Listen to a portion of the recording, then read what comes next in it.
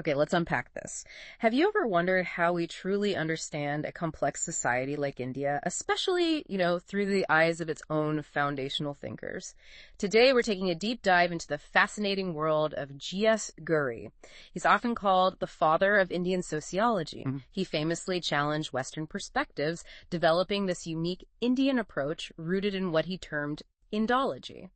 We're going to explore his extensive work from his really intricate analysis of the caste system. He even linked it to a race concept, which is interesting to his ideas on tribes as backward Hindus and Sanskritization for social mobility. Right.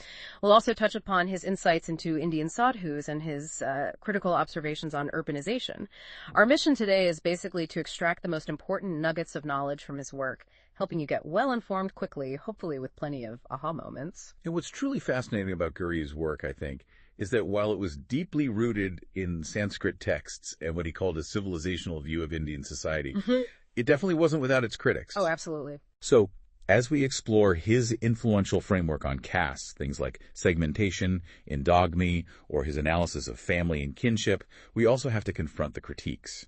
These included accusations of ethnocentric bias, maybe an overly Hinduized perspective, or even letting ideology get ahead of the empirical facts sometimes.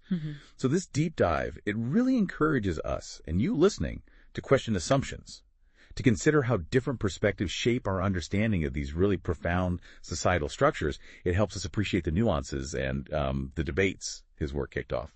That's a crucial point. So building on that foundation, let's maybe start with Ghurye's unique Indological approach. You mentioned it. He really pushed back against purely Western interpretations of Indian society. How did he propose we should truly understand India? Well, essentially, his Indological approach was very text-oriented. This means he primarily used ancient Sanskrit texts, historical records, that kind of thing, to understand and interpret Indian society and its culture. He believed India could only be truly understood through what he called a civilizational view, seeing it as sort of one unified civilization with this continuous history, not just a collection of disparate parts. Right. And he also viewed caste itself primarily as a cultural institution, emphasizing its historical and textual roots within this bigger civilizational picture. So a deeply cultural and historical lens, then, quite different from many outside views at the time. And his work on the caste system is, arguably his most well-known. He saw it not just as a social structure, but as a product of race and religion. Can you break down how he defined caste and its core features? Indeed. Ghurye proposed that caste was an outcome of both race and religion, emerging from a process of racial and cultural diffusion over a long time. He identified several key features. First, segmentation society, divided into these distinct, pretty self-contained groups. Second, a strict hierarchy, where these groups are ordered vertically, based on birth, ritual purity, occupation. Okay. Third, endogamy, that strict rule of marrying only within your own caste group. Right, very strict. Fourth, occupational restriction, meaning specific castes were linked to specific jobs, and there wasn't really free choice of occupation. Got it. And finally, civil and religious disabilities imposed on certain castes, often based on those notions of purity and pollution. The real breakthrough, I think, is how Ghurye shifted the conversation.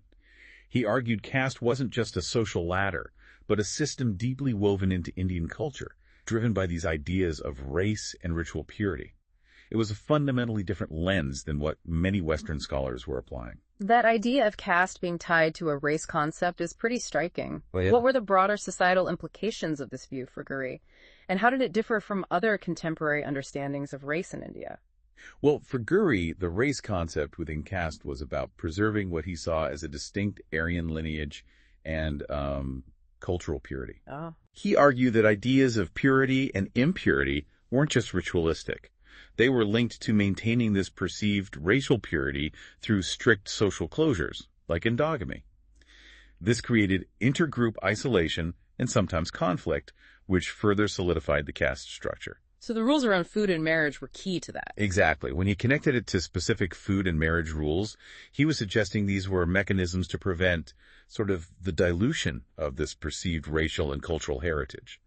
It was less about biological race as maybe understood in the West then, and more about a kind of lineage and cultural identity maintained through these very strict social rules.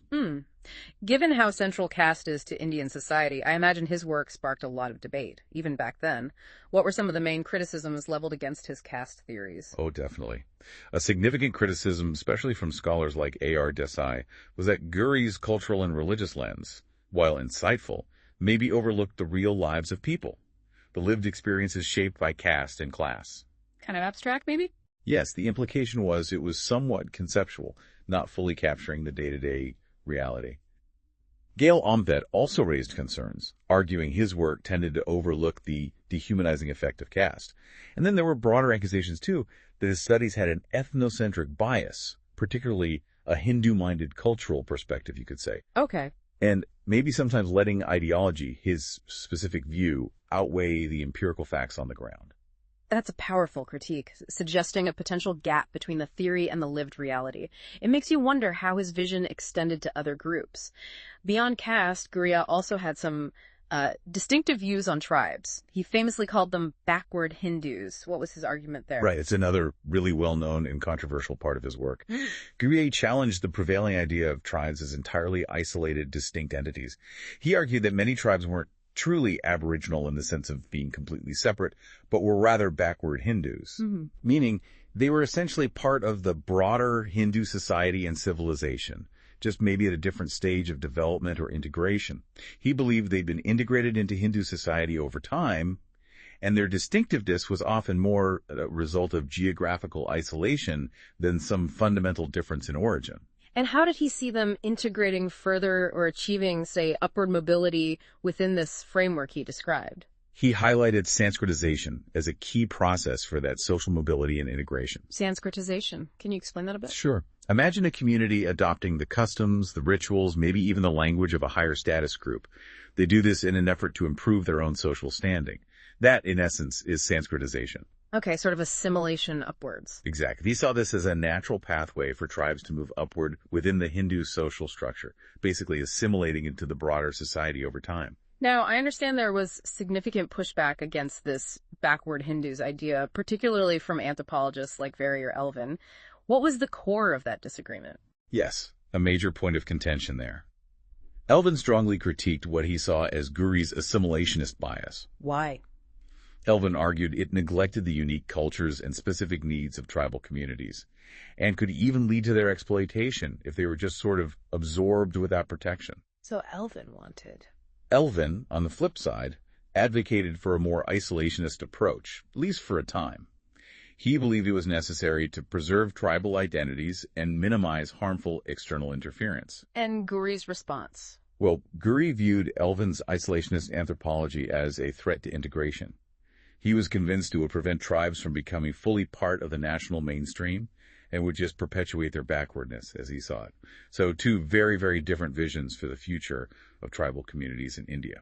Fascinating clash of perspectives. It's clear Ghurye's ideas on social structure were transformative, or at least aimed to be. But what about individuals who sometimes exist outside those main structures, like the Sadhus, the holy men? How did he integrate them into his understanding? That's a great question. He viewed Indian sadhus as institutionalized ascetics. So individuals who had renounced worldly life, yes, but remained very much a part of society's fabric. He emphasized their significant role in maintaining social order and solidarity within Indian society. How so? He saw them as selfless, saintly mobile priests who contributed through what he actually called daily utility services, not just purely spiritual guidance. Daily utility services, what did that entail? Well, it could mean anything from maintaining holy sites, acting as traveling teachers, maybe even informal mediators in community disputes, practical things. He highlighted that they played this vital role in reinforcing dharma, the cosmic and moral order. He also noted different types, like Shrauda and Smarta sadhus, basically, those rooted in ancient Vedic texts versus those following later codes, showing the diversity within asceticism. And interestingly, he noted that asceticism itself could sometimes be a path to social mobility for individuals. That's a unique perspective, really highlighting their practical function beyond just the spiritual. Okay, finally, Ghurye also turned his analytical lens towards urbanization. What did he observe about Indian cities? Right, urbanization was another area he tackled. Ghurye saw Indian urban areas as cradles of innovation and change. He acknowledged their historical role in fostering economic and intellectual development. So a positive view initially. Yes, he traced the roots of urban centers in India way back to ancient times, noting their significance as centers of civilization and trade. However, there's a however. there is. He also held quite a critical view, pointing to what he termed the moral decay of cities. Moral decay. What caused that, in his view? He attributed it to issues like a chronic housing short supply, overcrowding, often inadequate planning, poor governance, and a rise in crime. Familiar problems, really. Still relevant today, unfortunately. Very much so. He believed that while cities offered opportunities, they also created significant social problems. And interestingly, he observed that caste, while changing, didn't just disappear in urban settings, but adapted to them. So it mutated rather than vanished. Exactly. It's interesting how Ghurye saw cities as both these hubs of innovation and also sources of decline or decay. It does make you wonder, if he were alive today, what his observations on our modern megacities would be, especially with issues like affordable housing being so central. That's a thought. So, wrapping this up, what does this all mean? We've really unpacked a colossal body of work today, diving deep into G.S. Ghurye's foundational perspectives on Indian society. We saw how he interpreted caste not just as a social structure, but as this complex product of race and religion with specific features like strict food and marriage rules. Then we explored how he challenged the notion of tribes as isolated entities, instead calling them backward Hindus and highlighting Sanskritization as a pathway for upward mobility. We also glimpsed his insights into the vital role of Indian sadhus' institutionalized ascetics contributing through daily utility services, and his critical lens on urbanization, seeing cities as both cradles of innovation and sources of moral decay due to issues like housing shortages and crime. And if we connect this to the bigger picture, Ghurye's pioneering work, while clearly immensely influential, also faced, as we discussed, significant critiques. We noted how scholars like A.R. Desai argued his cultural and religious lens perhaps ignored the real lives shaped by the interplay of caste and class. Right. And Gail Onvet raised concerns about his work maybe overlooking the dehumanizing effect of caste. Plus, those accusations of an ethnocentric bias that Hindu-minded perspective and prioritizing ideology over facts at times. So this really raises an important question for you, the listener. How does understanding a scholar's specific methodological approach, like Ghurye's very textual and historical Indology approach, shape not only the insights they gain, but also the blind spots they might inevitably have? It prompts reflection on how different scholarly perspectives, even when they're criticized, can build a richer, more nuanced understanding of complex social realities in the end. What stands out to you about how these various viewpoints interact and, well, challenge each other?